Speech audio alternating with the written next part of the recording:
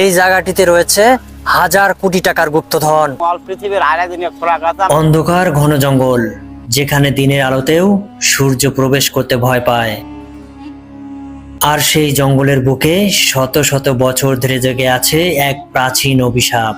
এই গুপ্তধন পাহারা দিচ্ছে এক ভয়ঙ্কর বিষধর সাপ। কিন্তু সাবধান, লোভ নিয়ে এই জঙ্গলে পা রাখলেই মৃত্যু অবধারিত। শুনে পাই যে এই জায়গায় বলে ভালো কিছু আছে, অনেক কিছু আছে আল্লাহর। কারণ সেই সম্পদের উপর কোনাতলে বসে আছে একটি বিশাল অলৌকিক বিষধর সাপ। এটা জমি মানে কিছু কৃষকের আছে 10 শতক, ওটা মা পদ্মা দেবীর নামে কাগজপত্র রয়েছে, যার একটি ছবলেই নিভে গেছে বহু মানুষের প্রাণ। এখানে কেউ কাটার সাহস পায় না, এমনকি ডাল কাটারও সাহস পায় না, মাটি কাটারও সাহস পায় না। খুললে অসংখ্য সাপ বের হয়। মানা মানসিক করে যে বাবা আমার এটা প্রয়োজনীয়, কিংবা এটা যদি আমার ভালো হয় তাহলে আমি তোমার কাছে প্রসাদ দিব। সে যা টাকা দিয়ে দিতে পারে সেটাই মেনে নিতে পারে, কারণ সে তো অলৌকিক জিনিস। কি এই সাপের রহস্য, আর কতটুকু বা সত্যি এই হাজার কোটি টাকার গল্প? চলুন আজ আপনাদের চোখের সামনে উন্মোচন করি গ্রাম বাংলার সবচেয়ে ভয়ঙ্কর ও রহস্যময় লোককথা। চলুন প্রবেশ করা যাক পদ্মার খোপার সেই নিষিদ্ধ রহস্য উন্মোচন করতে।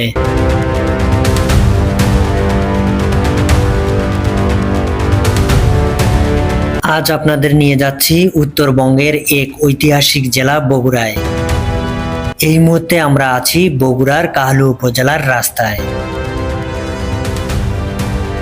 দুপাশের সুন্দর গ্রামীণ পরিবেশ পার হয়ে আমরা এগিয়ে যাচ্ছি পাইকার ইউনিয়নের যোগীর ভবন এলাকার দিকে।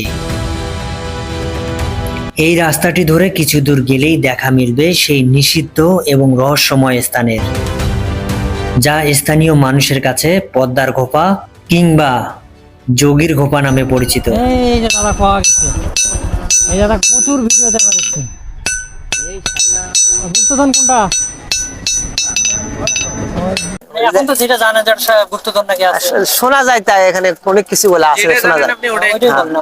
শুনে পাই যে এই জায়গায় বলে ভালো কিছু আছে, অনেক কিছু আছে আল্লাহর মতে। এই যে দেখুন, আমরা কিন্তু প্রায় চলে এসেছি। দূর থেকে দেখলে এটিকে হয়তো আর 10টা সাধারণ ঝোপঝাড়ের মতোই মনে হবে, কিন্তু এর যত কাছে যাচ্ছি পরিবেশটা কেমন যেন অদ্ভুত আর থমথমে হয়ে উঠছে। বিশাল এই জঙ্গলটি এতটাই ঘন যে গাছের পাতা ভেদ করে দিনের বেলাতেও আলো ঠিক মতো মাটিতে পৌঁছায় না। আর এই আদিম অন্ধকারকে ঘিরেই ডালপালা মিলেছে হাজার অলৌকিক বিশ্বাস ও আতঙ্ক। এটা একটা পদ্মা দেবীর অবস্থান, কারণ এর যুগ যুগ থেকে আমরা দেখে এসেছি পদ্মা দেবী এখানে বসবাস করে, এবং অল পৃথিবীর আরেকদিন খোলা কথা আমরা নিজ চোখে দেখতে পাইনি, কিন্তু বাস্তব পাই আমরা মানুষের মুখেই শুনতে পাই। দর্শক, আমি কিন্তু চলে এসেছি যেখানে গুপ্তধন আছে, হাজার কোটি টাকার গুপ্তধন আছে, যে গুপ্তধন দিয়ে নাকি পৃথিবীর 2.5 দিনের খোরাক চালানো যাবে। ঠিক আমার এই পিছনটায় যে দেখতে পাচ্ছেন জঙ্গল, এখানে রয়েছে কোটি কোটি টাকার সম্পদ। ঠিক সেই জায়গায় যাচ্ছি, আর সাথে ভাগ্নে রয়েছে। মিশন, তুমি কোথায় যাচ্ছ বলো? আমি এমন একটি জায়গায় যাচ্ছি যেখানে নাকি পৃথিবীর প্রায় 3.5 দিনের খোরাক এই জায়গায় লুকায়িত আছে। তো চলুন আমরা এর সত্য জানি না কতটা, মানে প্রায় 2500 বছর আগের পুরনো ইতিহাস। তো আমরা আজকে দেখবো আজকে এই বর্তমান যুগে এসে কতটা সে জায়গাটা সুরক্ষিত বা আছে। চলুন আমরা বিস্তারিত। জায়গাটা কিন্তু অনেক ঝুঁকিপূর্ণ, আর এখানে রয়েছে বিষধর সাপ। যারা এই জিনিসগুলো নিতে আসছিল তারাই সাপের দংশনে মৃত্যু হয়েছে। এমন একটি জায়গায় এসেছি, আপনাদেরকে দেখানোর চেষ্টা করছি। এলাকার প্রবীণদের সাথে কথা বললে জানা যায় এক অবিশ্বাস্য দাবি। যুগ যুগ ধরে তারা বিশ্বাস করে আসছেন এই মাটির অতল গভীরে চাপা পড়ে আছে প্রাচীন যুগের এক বিশাল রাজকীয় রাজকোষ। পদ্মা দেবী ওটা মনসা দেবী, একটা সাপের মনে করেন রাজা পদ্মা, তিনি আছেন এখানে, গোলকীয় ভাবে আছেন, এবং এমপেতে এবং ফিটেতে দেখা যায় 12 ফুট করলে এখানকার সম্পদ পাওয়া যাবে, অথচ 3-36 ফুট করে দেখা যায়, কিন্তু পাওয়া যায় না সে সম্পদ। এখানে যে পরিমাণ সোনা দানা আর হিরে জহরত লুকানো আছে তার মূল্য হিসাবের বাইরে। সুপ্রিয় দর্শক, আমি এমন একটি জায়গায় রয়েছি, এই জায়গাটিতে রয়েছে হাজার কোটি টাকার গুপ্তধন। এই গুপ্তধন পাহারা দিচ্ছে এক ভয়ঙ্কর বিষধর সাপ। যারাই এই সম্পদ লুণ্ঠন করার চেষ্টা করেছিল তাদের এই বিষধর সাপের তারা ভয়ঙ্কর মৃত্যু হয়েছিল। ঠিক এমন একটি জায়গায় এসেছি, কেউ যদি ভালো মন মানসিকতা নিয়ে এই জায়গাটিতে আসে এবং কাছে দেখার চেষ্টা করে তার কোনো ক্ষতি হয় না। তবে যারা অসৎ চিন্তা ভাবনা নিয়ে আসে তাদেরকে ভয়ানক কিছু দেখানো হয়, সেই সাথে তাদের মৃত্যু হওয়ার সম্ভাবনা রয়েছে।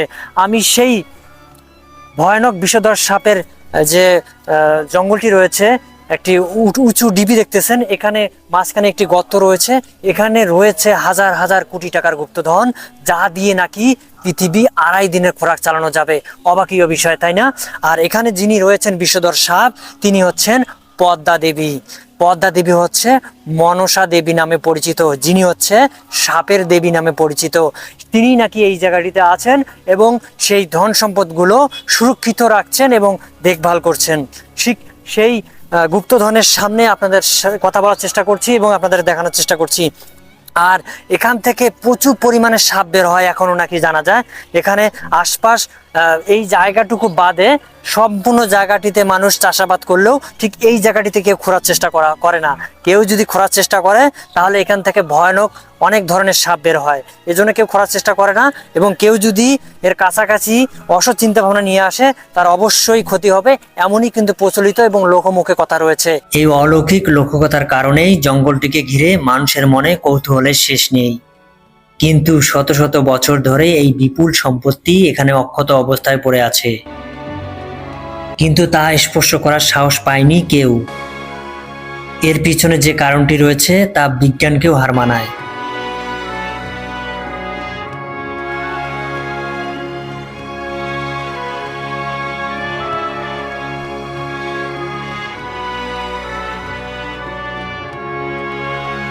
অলৌকিক কিছু প্রমাণে তো আমরা দেখতে পাচ্ছি, যেমন একটা ছেলে এখানে খেজুরের গাছে খেজুর পারবে গাছে, সে পার বেরলে ওখান থেকে উপর দিকে হয়ে খেজুর বাধা দিয়ে ঝোপা নিচ মুখে আসে পড়া, তা না পরে উপর দিকে আসে পড়ে সে বাধা লিবের গেলে তার মুখে হাওয়া লাগে, হাওয়া লাগলে তার চোখ মুখে ফসা হয়ে ওঠে।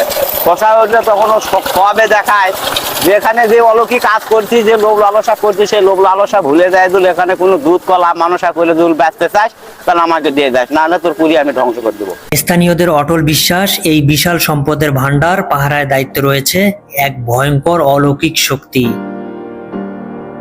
বহু শত বছর ধরে এখানে বাস করছে এক বিশাল আকৃতির বিষধর সাপ, যাকে নাকি মণি সাপ হিসেবেও দেখছেন বলে দাবি করেন। এই জঙ্গলের নিয়ম নাকি খুবই কড়া, লোভ বা কুমতলব নিয়ে এর একটি পাতাও কেউ ছিঁড়তে পারে না, এমনকি এর আশপাশে কাজ করতেও মানুষ ভয় পায়। বর্তমান সেই গুপ্তধনের কাছে মন্দির স্থাপনা করার কাজ চলছে, আর এখানে মানত করলে নাকি তার আশা পূরণ হয়। তার একটি দৃষ্টান্ত কিন্তু আমরা প্রমাণ কিছুটা লক্ষ্য করছি, যে এখানে অনেকগুলো হাড়ি রয়েছে এবং একটি পোস্টারও রয়েছে। আর এখানে যদি একটু ভালোভাবে আরেকটু যদি দেখানোর চেষ্টা করি, দেখেন অনেকে হয়তো বা দুধ দিয়ে গেছিলো এক সময়, ঠিক এই জায়গাটি। এটি এমন একটি ভয়ানক জায়গা যেখানে বিষধর সাপ রয়েছে এবং এইখানে মাঝখানেই রয়েছে গুপ্তধন, যে গুপ্তধন দ্বারা এবং পৃথিবী 2.5 দিন চালানো যাবে। অবাকীয় বিষয়, তাই না? আর পদ্মা দেবী নাকি এখানে বর্তমান রয়েছেন, তিনি নিজে এটিকে নিয়ন্ত্রণ করছেন, সংরক্ষণ করছেন এবং যারা সৎ নিয়তে আসে তাদের উনি ক্ষতি করেন না।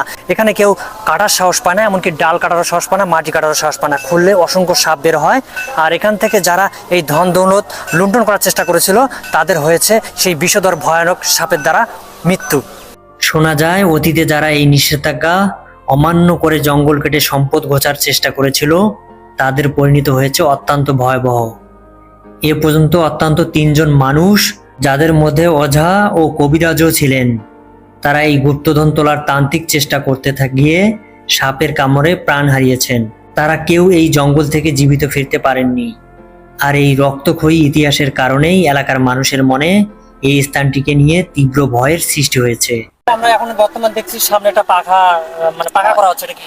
এটা ওই মন্দিরের ওই মা পদ্মার এলাকার ঢালাই দিয়ে মা পদ্মা বানায় রাখার জন্য ওই পাকাগুলো করতেছে। এবং আমরা তো জানি যে এই জায়গাটি কোনোভাবে খুঁড়া যায় না, খুললে নাকি সাপ বের হয়। না, তা মায়ের কাছে আমরা সেই মানাছে না করে তার থেকে অনুমতি না নেওয়া বন্ধ কখনো কোনো জায়গা তো ছোটানো যাবে না, কিংবা কোনো প্রকারের কোনো কাজ করাও যাবে না। তার কাছে অবশ্যই ভক্ত হয়ে মায়ের কাছে প্রার্থনা করে তা অবশ্যই মেনে নিতে পারে। দিয়ে ওখানে ওরও আশা যেখানে উন্নয়ন হোক, আরো দেশি বিদেশি লোকেরা আসে এখানে প্রত্যাশা করুক এবং এই মা পদ্মা দেবীর নাম ছেড়ে দেয়, এটাই আমাদের প্রত্যাশা। তবে শুধুই কি ভয়, না এই স্থানটিকে ঘিরে রয়েছে গভীর ধর্মীয় ভক্তি। সনাতন ধর্মাবলম্বীদের কাছে এই জঙ্গলটি একটি অত্যন্ত পবিত্র ও জাগ্রত স্থান। তাদের বিশ্বাস এখানে স্বয়ং মা মনসা দেবী প্রতিষ্ঠা করেছেন। আর এই বিশ্বাসের কারণে হিন্দু এবং মুসলমান উভয় সম্প্রদায়ের মানুষই তাদের মনের কোনো ইচ্ছা বা মানত পূরণের উদ্দেশ্যে এখানে এসে শ্রদ্ধা নিবেদন করেন। ইতিমধ্যে নাকি তাদের আশাও পূরণ হয়েছে, এমন দাবি করেন এলাকাবাসী। দিবে না যে আমাদের ইতিমধ্যে কেউ লুণ্ঠন করার চেষ্টা করেনি? এখানে অনেক কবিরাজগিরি করছে কিন্তু কাজে কোনো ফল পায়নি। ফলের বিখ্যাত মানে এটা যা লাগছে কচিত জোর জুলুম করে কোনো কাজ হইবে না। সততার বেনিফিটে সে মা পদ্মা জুল কাউরে জুল ভক্ত হিসেবে জুল প্রদান করে, তাহলে সে পাইতে পারে। তাছাড়া কেউ জোর করে কখনো কোনো জিনিস নিতেও পারবে না। স্থানীয়দের মতে যদি কেউ এখানে সৎ উদ্দেশ্য বা ভক্তি নিয়ে আসে, তবে এই সাপগুলো তার কোনো ক্ষতি করে না। এখানকার ভয়ের প্রভাব এতটাই প্রবল যে আশেপাশের জমির মালিকরাও যখন কৃষিকাজ করেন তখন এই জঙ্গলের সীমানা থেকে বেশ খানিকটা জায়গা ফাঁকা রেখে আবাদ করেন। দিনের আলোতেও সাধারণ মানুষ একা এই বনের সীমানায় ঘেঁষতে ভয় পায়।